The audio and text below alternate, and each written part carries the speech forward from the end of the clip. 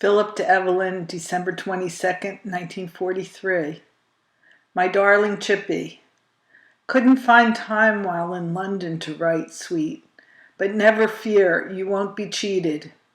Arrived in London 7 p.m. Sunday night after a trip that wasn't at all boring 'cause I read all the way, detective stories. Simmons and I paired off and headed for the Hans Crescent, where we checked our superfluous equipment and ate and reserved bunks for that night. You will note that this is contrary to my usual custom of spending the first night at the Turkish bath. That was because the baths are closed on Sunday. After we ate, we looked at the time, 9 o'clock, so we decided to make a movie before hitting the hay. Claudia was just around the corner at the Odeon, so we strolled over. In London at night, one must stroll. It's that dark. However, we soon learned that the last show on Sunday ends at 9 o'clock. So a bit dashed, as the English say, we went back to the club, where we drowned our disappointment in a couple of cokes and went next door to the annex and our bunks and a good night's sleep. Next morning we were up early. I won't say bright, you know me too well. The clock said 9 a.m., which was perfect, 'cause the cinemas don't open till 10. We finally went to see Claudia. I can best describe it as one of those pictures that loses much of its appeal if the one you love isn't there beside you. There are tender reminiscent moments that made me want to reach over and squeeze your hand or something, 'cause it was so like us. Altogether a delightful picture suite, and one which I would have given much for you to share with me. Dorothy Maguire is a sweet and appealing pixie, and there, page 2, is a freshness about her that contrasts very charmingly with the usual run of sultry Hollywood glamour girl. Robert Young is perfect in a sympathetic, foolproof role as Claudia's all-wise young hubby. Don't miss it, baby. You'll love it. After the show, Simmons and I parted company. He had places to go. As for me, I was determined to make up for lost time and went directly to the Warners, where Thank Your Lucky Stars was the attraction. This one contains many surprises, such as Betty Davis singing that ditty you mentioned a while back in one of your letters. They're either too young or too old. Olivia de Havilland, Ida Lupino, and George Tobias in a gum-chewing, mouth-twisting, hoydenish jitterbug number. Anne Sheridan, assisted by a chorus of lovelies, singing Love Isn't Born, It's Made. The lyrics are suggestive and, to my way of thinking, make a lot of sense indeed. If you know the words, I think you'll agree, Chippy. But then, maybe I'm prejudiced, huh? There are other highly entertaining numbers, among which Ice Cold Katie with an all-Negro cast. Then, too, there is Joan Leslie, who needs only to smile to make the whole picture worthwhile. She's that sweet. In addition, she sings, imitates, and generally brightens up the scene. Eddie Cantor is much in evidence. He plays a dual role and provides the slapstick. This, too, is well worth seeing. When I got out, it was 5 o'clock. You were probably having your lunch then, honey. And I was plain hungry. So I ducked into a small restaurant that boldly proclaimed that it served American food. Remember how I was disappointed in Pinoli's spaghetti? Ditto. Nuff said. I'm through experimenting. From now on, I'll eat at the Eagle or Hans Crescent, exclusively. As I said before, I was determined to make up for lost time. So when I glanced around Leicester Square and a big sign caught my eye, I went directly there. The sign said, "Flesh and Fantasy," and I had wanted to see page 3 ever since I had read the reviews some weeks before. Flesh and Fantasy is the type of picture that used to make me hold tightly to my arm, remember? It is interesting rather than entertaining, but I enjoyed it nevertheless. Was I tired after seeing 3 shows in one day? Hardly. I relax best in the movies, and the unprecedented program of 3 movies in one day left me as fresh as when I started. You don't believe it? Someday we'll do it together, baby, and you will judge for yourself. Anyhow, it was now 9 o'clock and time for the bath. Russell Square is about 4 stops on the Underground from Leicester Square, and I was there in no time. From then on, it was the usual story: heat, steam, massage, shower, and bed. Sound of snoring. I was to meet Simmons at the Eagle for breakfast next morning, so when I awoke and found it was 9 o'clock, I rolled out immediately. When I reached the club, Simmons was nowhere in sight, so I scooted upstairs for a haircut and shave. Unfortunately, there was a queue line, and I wasn't out of there till 11:15. In the cafeteria, I looked around. Still no Simmons. So I ate my breakfast alone, with about 20 other GIs, dog faces, or whatever have you. Speaking of faces reminds me and brings me up short. I don't know how I missed it, but I'm forgetting a very important 2 hours of the previous day. Let's go back. Do you mind? After Claudia, Simmons said he had some shopping to do. The words were no sooner out of his mouth than I said, "Let's go." Suddenly I remembered, or was reminded, about Royal Dalton, and this was the perfect opportunity. To make a long story short, after a half-hour walk, we arrived at Selfridge's, which, as nearly as I can explain it, is the Wanamaker's of London. After Simmons had bought some odds and ends, such as a cigarette lighter and some flashlight batteries, I inquired where I might find Royal Dalton. Page 4, where? I was directed to the first floor, which isn't the ground floor, it's the second floor. The ground floor is the first floor. If this confuses you, sweet, skip it.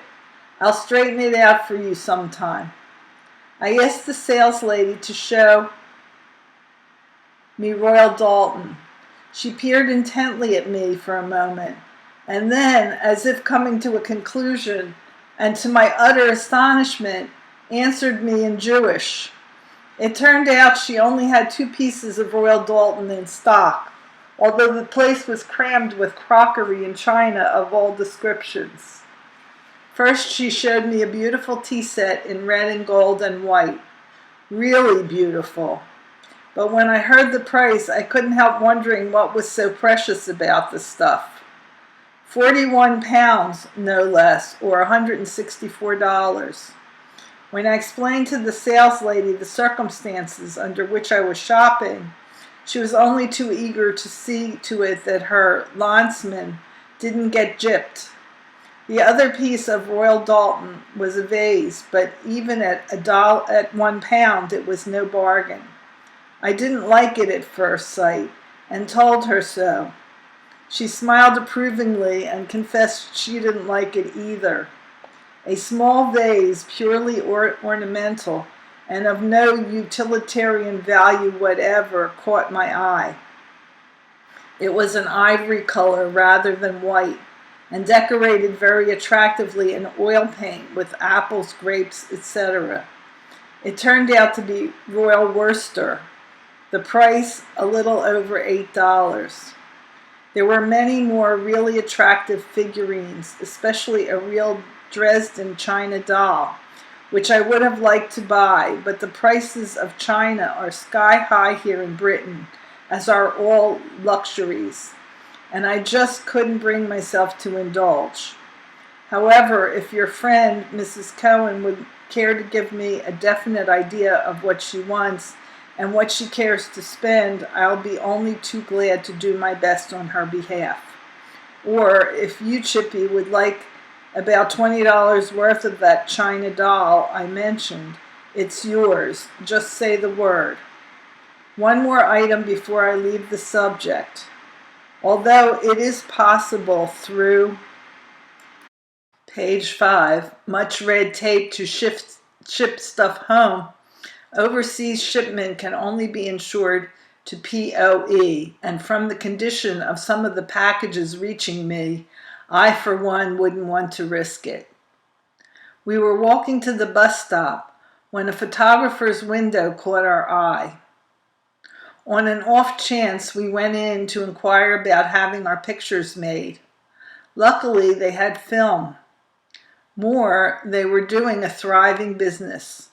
The girl behind the desk promised that the picture would be ready by 2 o'clock. The price was $15.06, about $3.10, for 6 of the enclosed. I thought this very reasonable, especially after I had seen the pictures. I was well satisfied with the result. What do you think, Chippy? I know you would prefer it autographed, sweet, but the finish of the picture won't allow it, so I'll do the next best thing. I'll autograph it on the back. Now, where was I?